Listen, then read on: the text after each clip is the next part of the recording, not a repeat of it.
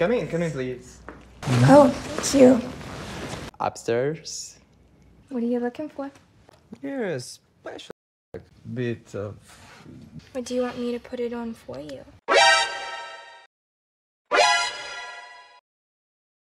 Halo para cubikers, apa kabar kalian semua? Masih ingat kan sama Mimin? Baiklah, kali ini Cublik Film berkesempatan menceritakan alur cerita film yang menyajikan perpaduan drama dan komedi, juga mengeksplorasi kesenjangan sosial. Anjay, kesenjangan sosial. Anora mengisahkan tentang seorang wanita muda bernama Anora, seorang penari di klub malam. Ia merupakan keturunan Uzbekistan yang tinggal di Brooklyn. Dalam kesehariannya, bosnya sering mengatur pertemuannya dengan klien berbahasa Rusia. Suatu malam, Anora bertemu dengan Vanya, atau biasa dipanggil Ivan, anak seorang oligarki Rusia yang kaya raya. Awalnya pertemuan mereka hanyalah bagian dari pekerjaan Anora, dan Vanya membayarnya untuk menjadi pacarnya selama seminggu. Namun yang tidak mereka duga, keduanya benar-benar jatuh cinta dan memutuskan untuk menikah secara spontan. Namun, kebahagiaan mereka tidak berlangsung lama ketika kabar pernikahan mereka sampai ke telinga orang tua Vanya di Rusia. Mereka segera terbang ke New York dengan satu tujuan, yaitu membatalkan pernikahan tersebut. Apa yang awalnya terasa seperti kisah dongeng berubah menjadi tantangan besar bagi Anora dan Vanya. Seperti apa kelanjutan kisah cinta mereka? Oke guys, langsung saja. Tapi sebelum itu, bro, sis, gue cuma mau bilang satu hal penting banget nih. Ini tombol subscribe. Pencet tombol ini sekarang juga atau gue ngambek. Makasih.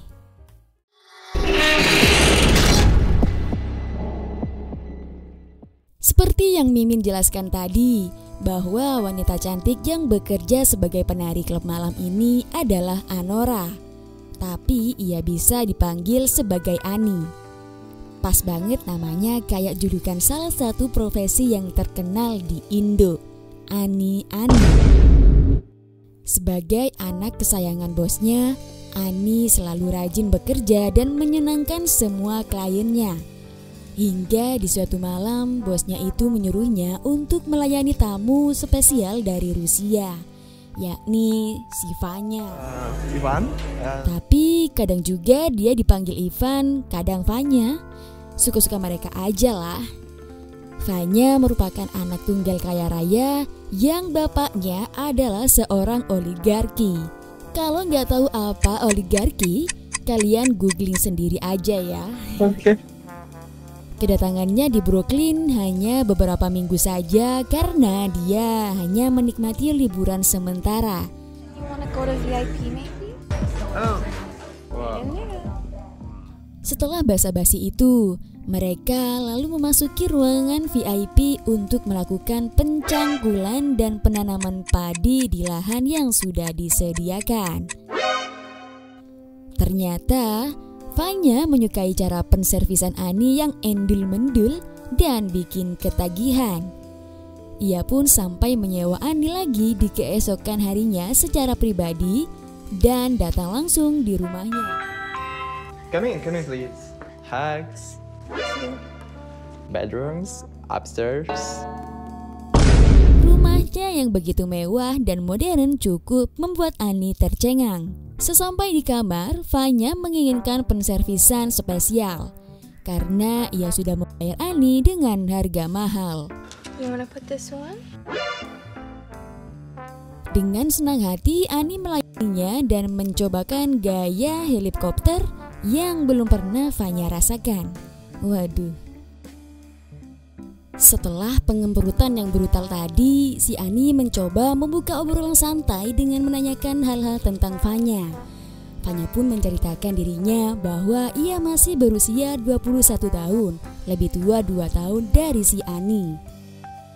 Pantas saja muka Fanya masih terlihat bocil, bahkan juga tingkahnya yang suka pentakilan.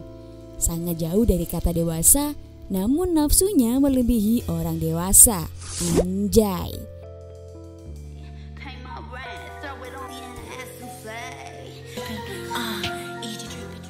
Keesokan harinya, Ani datang lagi ke rumah Fanya. Ani mulai menari memamerkan bodinya yang ajib itu di depan Fanya langsung. Dan yap, si Fanya langsung melahap kerangnya Ani sambil menikmati alunan musik DJ. Anjay DJ.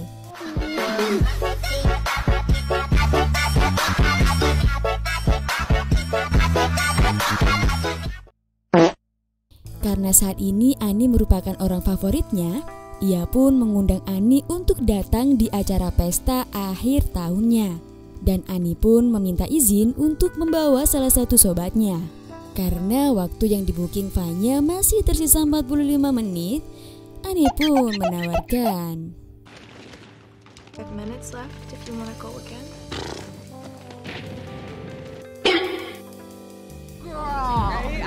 No, you just look amazing. Tiba saat malam pesta akhir tahun, Ani datang bersama sobatnya yang bernama Lulu dan mengenalkannya pada Fanya. Dengan senang hati, Fanya menyambut kedatangan mereka berdua. Tak butuh waktu lama, ia pun langsung menawarkan minuman yang bikin pusing langsung dari sumbernya. Kedatangan Ani sempat menjadi sorotan teman-temannya Fanya karena menurut mereka Ani cukup menarik dan cantik bagi mereka.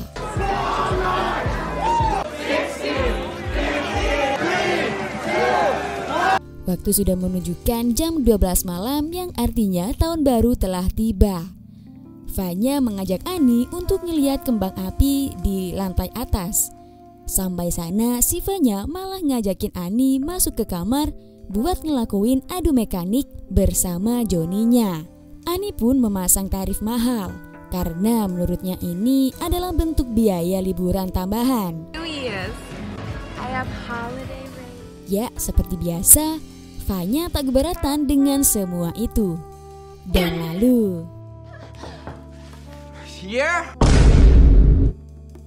keesokannya, keduanya terbangun di jam 5 sore. Dan Ani buru-buru ingin pergi karena sudah terlambat waktunya untuk kerja. Si Fanya menyetopnya dan meminta agar meluangkan waktu 1 menit untuk memberikan tawaran. Ia menawarkan untuk membooking Ani secara eksklusif. Dalam arti, Fanya menginginkan Ani untuk hangout bersama teman-temannya dan menjadikan pacar nakalnya selama seminggu. Karena Ani tak ingin rugi, $10,000. Cash up front. Deal. Deal. dan keesokan harinya Ani berpamitan dan dijemput oleh supir pribadinya Fanya. Mereka bersenang-senang dan menghabiskan banyak waktu layaknya orang yang gak bakal kehabisan dana. Mulai dari party, ke pantai, dan makan semua permen yang ada di toko tempat teman-temannya Fanya kerja. Ya, tentu aja semuanya ini pasti yang bayar Fanya lah. Hi, Mr. Billy. Sampai di mana salah satu temannya itu mengatakan bahwa ketamin yang pernah ia coba berada di Las Vegas. Mendengar perkataan itu, si Fanya si bocil pergaulan bebas, namun spek Sultan ini langsung auto ayo gas saja pergi ke Vegas saat itu juga menggunakan pesawat pribadinya. Sesampainya di sana, mereka melakukan pergaulan bebas tanpa batas. Ya, you know lah. Pemikiran gue ya, lu punya duit, lu punya kuasa.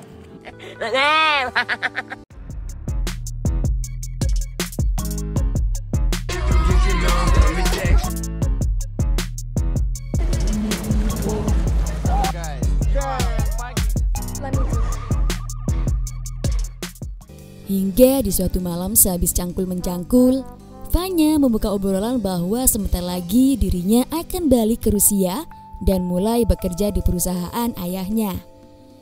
Namun semua itu ia lakukan karena terpaksa. Ketika tinggal bersama orang tuanya, hidupnya penuh tekanan dan harus menuruti kemauan ortunya.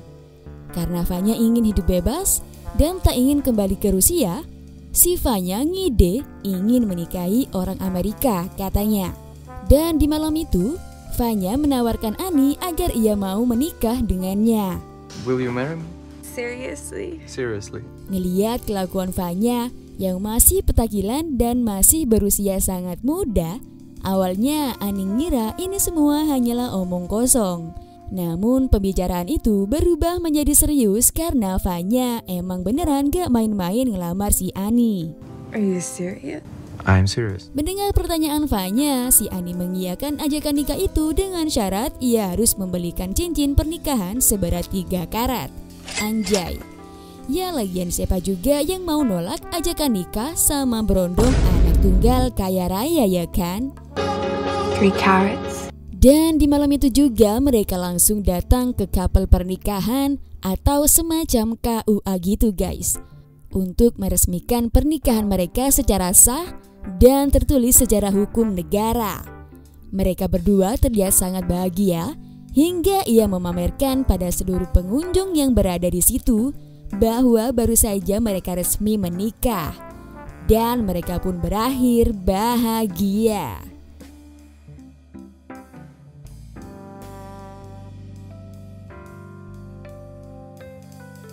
Tapi bohong. Bukannya happy ending, namun disinilah awal mula masalah dimulai. Toros, seorang pastor nyambi sebagai pengasuh sekaligus perawat Fanya sejak Fanya masih umur 6 tahun dan sebagai seorang yang dipercayai orang tua Fanya untuk menjaganya. Mendengar kabar pernikahan tersebut langsung shock dan tidak menyangka. Menurutnya itu nggak mungkin banget karena baru 2 minggu liburan di sini tiba-tiba banget Fanya nikah cuy. Ia pun menyuruh anak buahnya yang bernama Garnik dan Igor untuk mencari kebenarannya. Mereka pun mendatangi Fanya dan masuk secara paksa karena si Fanya tak mengizinkan mereka masuk, bahkan mengusirnya. What the fuck is going on? Fanya pun akhirnya nyerah dan menunjukkan akte nikahnya pada mereka sebagai bukti bahwa dia benar-benar sudah menikah secara resmi dan tertulis. Tonor yang saat itu lagi sibuk acara pembastisan, ia pun rela meninggalkan acara tersebut dan segera menuju ke rumah Fanya. Speaker so this hooker can hear me too. Ты женился на проститутке? Иванжа. На меня, которому я нахуй стёрт с лица. Ani tak terima jika dirinya disebut sebagai seorang PSK oleh Tonor dalam percakapan telepon. Si Ani mencaci balik Tonor dengan mengucapkan kalimat-kalimat yang sama tak enak didengar. Keributan terjadi begitu saja. Apalagi si Fanya juga panik karena Tonor memberitahunya bahwa orang tua Fanya akan datang menjemputnya secara paksa. Sebagai seorang istri, Ani tak tahu kalau sebenarnya orang tua Fanya tak setuju dengan pernikahan mereka. Ia pun meyakinkan diri bahwasannya orang tuanya harus menerimanya sebagai seorang menantu. Tapi karena si Fanya panik, pikirannya masih kekanak-kanakan, ia pun mengajak Ani untuk kabur saat itu juga. Tapi Ani butuh waktu buat ngambil baju dan barang-barangnya. Berhubung waktu udah mepet banget keburu Toros dateng, ia pun kabur meninggalkan Ani sendiri layaknya seorang pengecut karena lari dari masalah.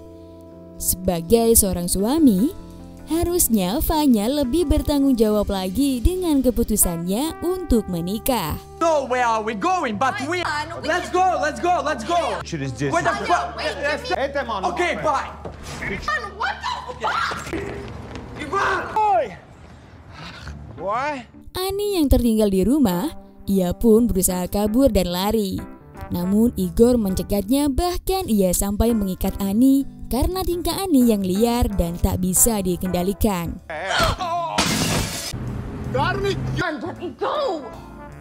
Tak lama, Tonor datang dan menjelaskan bahwa pernikahannya dinyatakan legal dan tidak sah. Mereka harus membatalkan pernikahan tersebut. Tonor mengatakan dan memperingatkan Ani bahwa Fanya hanyalah main-main saja dengan pernikahan itu. Karena menurutnya, Fanya hanyalah bocah manja yang tak ingin menjadi dewasa. Kalau Ani menolak, Tonor mengancam akan melaporkannya pada polisi dengan sebagai kasus pencurian, penipuan, pemalsuan, dan penggelapan dengan penjelasan bahwa Ani menikahi Fanya hanya untuk merampok keluarganya dan mencuri kekayaan keluarga besar si Fanya. Forever. No, don't give me that bullshit. That's in your head. Si Ani tetap kekeh kalau dia tak ingin menceraikan Fanya. Berbagai cara telah Ani lakukan untuk mempertahankan pernikahannya. Ia pun juga menunjukkan cincin pernikahan di jarinya. Namun cincin itu telah direbut oleh Tonor karena menurutnya Ani tak berhak mendapatkannya. Karena Ani orangnya nggak bisa diem, teriak-teriak dan selalu memberontak, akhirnya mereka membungkam mulut Ani dengan syal agar gak ada tetangga yang dengar. Hey, what? Hey, shut up! Stop! Setelah menelpon Fanya beberapa kali dan gak ada respons samsek, Tonor memberikan wejangan agar Ani tersadar. Ia memperingatkan Ani untuk berhati-hati bahwa tindakan Fanya memang brengsek karena telah berkhianat kepadanya dan kepada mereka semua yang terzolimi. Anjay, terzolimi.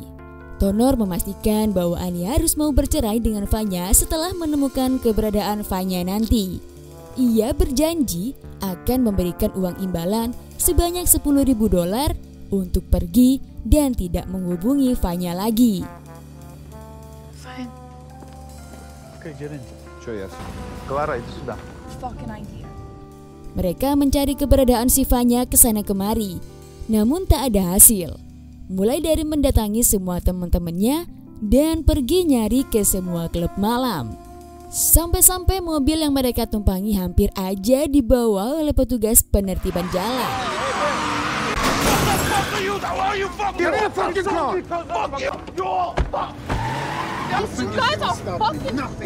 Pencarian Fanya masih berlanjut. Mereka menyusuri seluruh tempat yang pernah dikunjungi Fanya dan menanyakan ke semua orang dengan menunjukkan fotonya. Namun tetap nihil. Karena seharian nyari Fanya nggak ketemu, mereka mampir ke sebuah restoran untuk sekedar mengisi perut. Bahkan Pak Toros gak berhenti nanyain ke semua orang yang ada di sana yang mungkin aja mereka ngelihat. Sembari mereka makan, tak lama teman kerjanya Ani dulu mengabarkan bahwa Fanya berada di HQ, alias Headquarters, tempat klub malam di mana Ani kerja dulu dan tempat pertemuan awal mereka di sana. Mereka pun saat itu juga langsung gas menuju ke sana dan menempuh perjalanan yang lumayan jauh. Yang sini sibuk nyariin, yang sana malah sibuk main goyang kuda lumping. Mengetahui kalau yang datang itu adalah si Fanya, anak Sultan yang menikah dengan Ani, Diamond, sebagai penari erotis yang dulunya satu kerjaan sama Ani di klub situ, tapi mereka agak musuhan sih. Ia pun langsung bergegas menghampiri Fanya dan mulai mengajaknya masuk ke ruang VIP buat hohihe. Tak lama mereka pun datang dan segera memergoki kelakuan Fanya dengan musuh bebuyutannya itu. Terlihat mereka sedang ngasih gosok-menggosok. Sebagai seorang istri, Ani mencoba mempertahankan hubungannya dengan mengatakan agar si Fanya tak ingin mereka bercerai. Segala macam kata-kata mutiara untuk meyakinkan si Fanya, namun Fanya malah bodoh amat dan gak mau ngebahas masalah ini.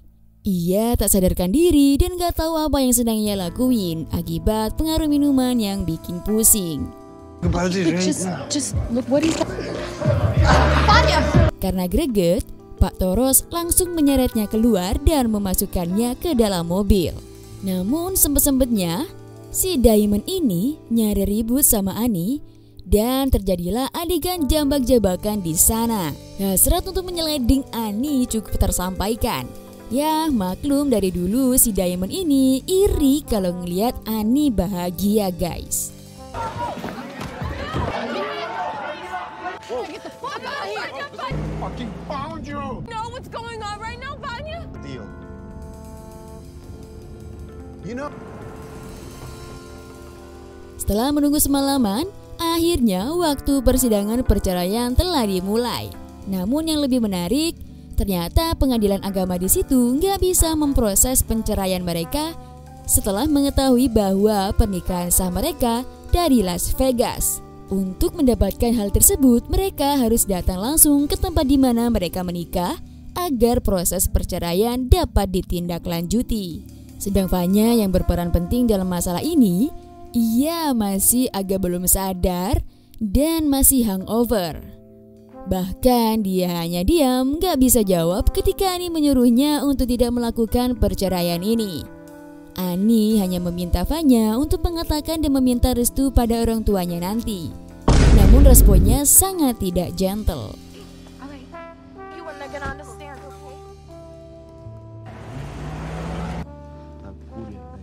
Belum sempat melakukan perceraian itu, orang tua Fanya telah tiba di bandara menggunakan pesawat pribadinya. Keduanya disambut dengan hormat oleh Tonor yang ketar-ketir akan nasib kelanjutannya. Ibunya Fanya dengan angkuh menghampiri mereka dan langsung memarahi Fanya layaknya bocil manja. Sebagai seorang menantu, Ani berusaha sopan dan mencoba mengambil hati mertuanya itu dengan basa-basi memperkenalkan dirinya. Bahkan, ia juga senang menjadi istrinya Fanya dan mereka saling mencintai. Namun respon ibunya Fanya sangat angkuh dan benar-benar kayak ibu tiri. Dan gak peduli sama sekali apa yang telah dikatakan Ani. Ia hanya fokus untuk segera pergi ke Vegas, menceraikan mereka berdua, dan segera balik ke Rusia. Ani yang terlihat bucin, mengemis, mengejar, mencari, dan memohon pada Fanya agar ia tidak berangkat ke Vegas.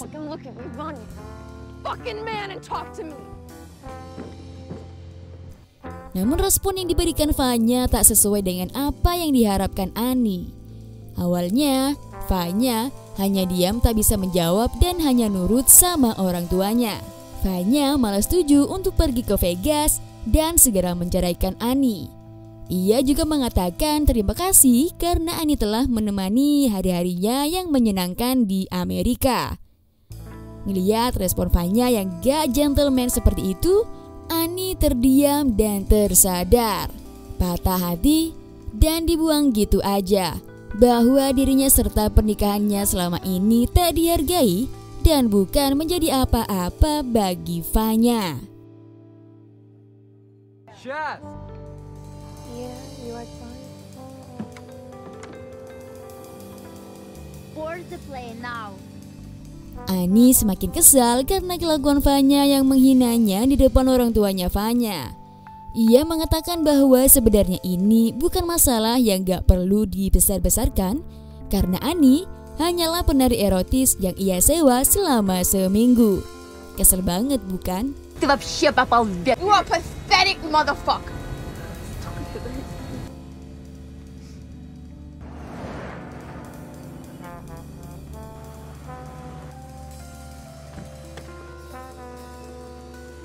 Sesampainya di tempat tujuan, tanpa basa-basi mereka langsung menandatangani surat perceraian itu. Lalu Ani pergi tanpa ada permintaan maaf dari Fanya dan keluarga.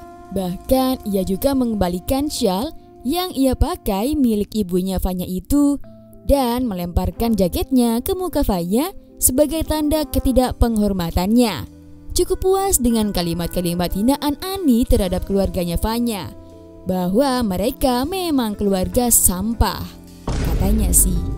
Your son is a fucking pussy. And you are a disgusting hooker. And your son hates you. Now your family is fucking trash. Thank you. Ani pun lalu diantar pulang oleh Igor. Sebenarnya si Igor mukanya garang, namun ia memiliki simpati dan empati yang tinggi terhadap Ani. Hal itu terbukti ia terlihat selalu perhatian dan sangat peduli pada Ani ketika Ani kesulitan. Ia pun juga mengembalikan cincin pernikahan yang telah mereka sita. Sebenarnya dari kemarin malam Ani ini agak-agak guys. Dia kayak ngasih kode ke Igor kalau dirinya itu pengen diapa-apain gitu loh. Tapi si Igor yang berkarakter bukan pria mesum, ia pun tak mempedulikannya. But what does it mean? Why wouldn't you have raped me?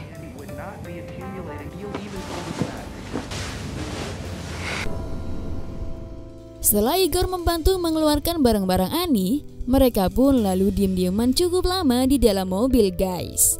Inilah waktunya tepat buat Annie dan yap. Do you like it? No.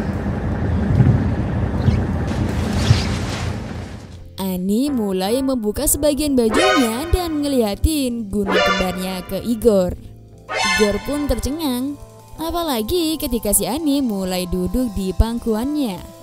Igor terlihat sangat kaku dan malu-malu mau. Tapi si Annie langsung ngegas aja lah. Dan film pun selesai. Dari film ini kita dapat mengambil hikmahnya bahwa cinta gak selalu indah. Uang bukan segalanya. Jangan lupa jaga harga diri. Dan hidup emang gak selalu sesuai harapan. Film ini mengajarkan bahwa dalam hidup penting untuk tetap kuat, menjaga harga diri, dan tidak tergoda oleh janji manis yang belum tentu nyata. Anora adalah pengingat bahwa kebahagiaan sejati datang dari dalam diri, bukan dari orang lain atau harta benda. Oke guys, sekian untuk perfilman hari ini dan semoga jalan ceritanya dapat tersampaikan. Seperti biasa, link full film ada di kolom komentar. Salam Cublikers.